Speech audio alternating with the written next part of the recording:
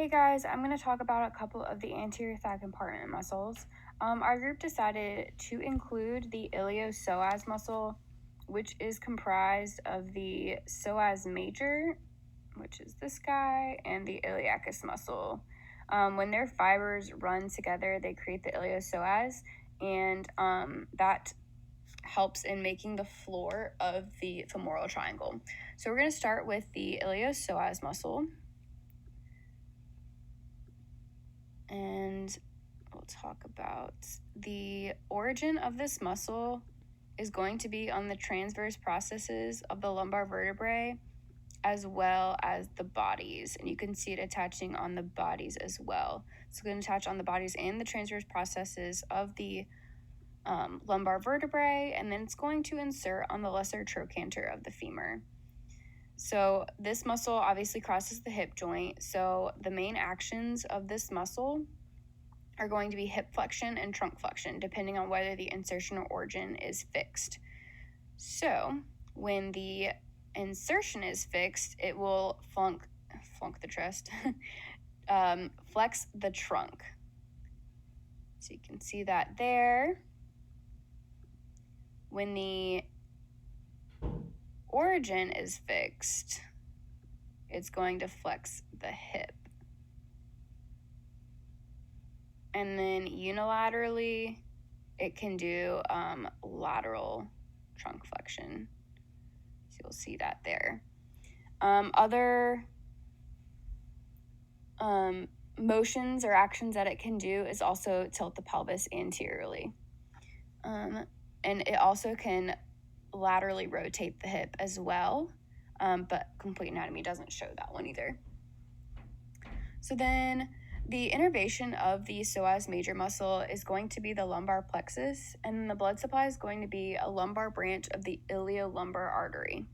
And then we'll move on to the iliacus muscle. So the iliacus muscle originates in the iliac fossa, as you can see.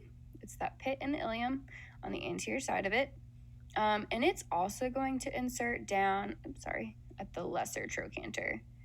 And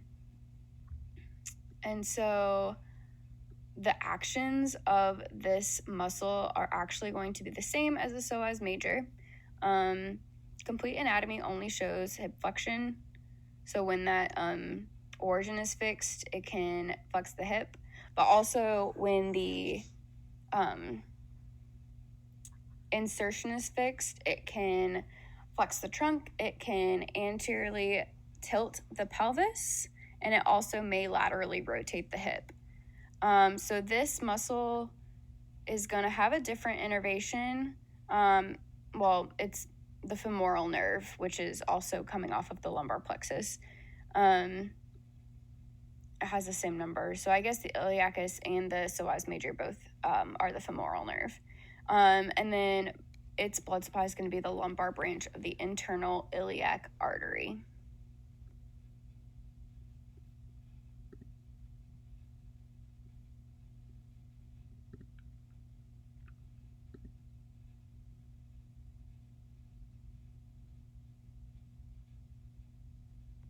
The next muscle I'm going to talk about is the sartorius. This muscle is pretty cool because it does cross two joints, one, and two, you can see that it runs from lateral to medial, which is really cool. It's just an odd way of a muscle to run. So this muscle originates on the ASIS, the anterior superior iliac spine, and it's going to insert on the pes anserine of the tibia. So the pes anserine is where two other muscles, the gracilis and the semitendinosus, insert.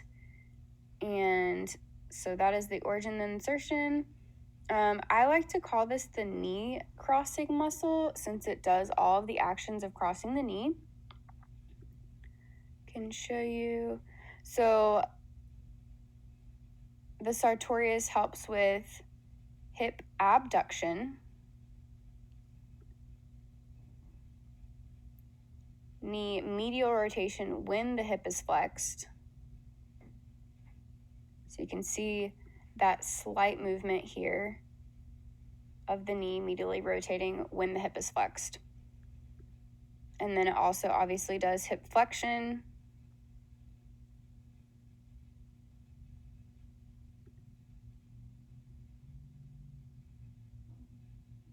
And it does knee flexion as well. But that's not on here for whatever reason. But it does hip and knee flexion.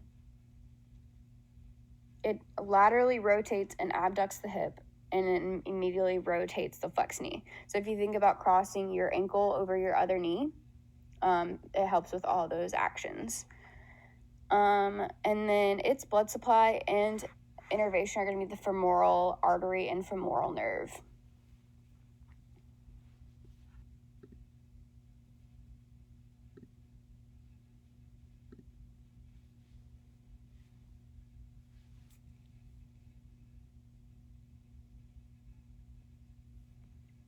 All right, guys, the last muscle I'm going to talk about in the anterior thigh compartment is going to be the rectus femoris muscle.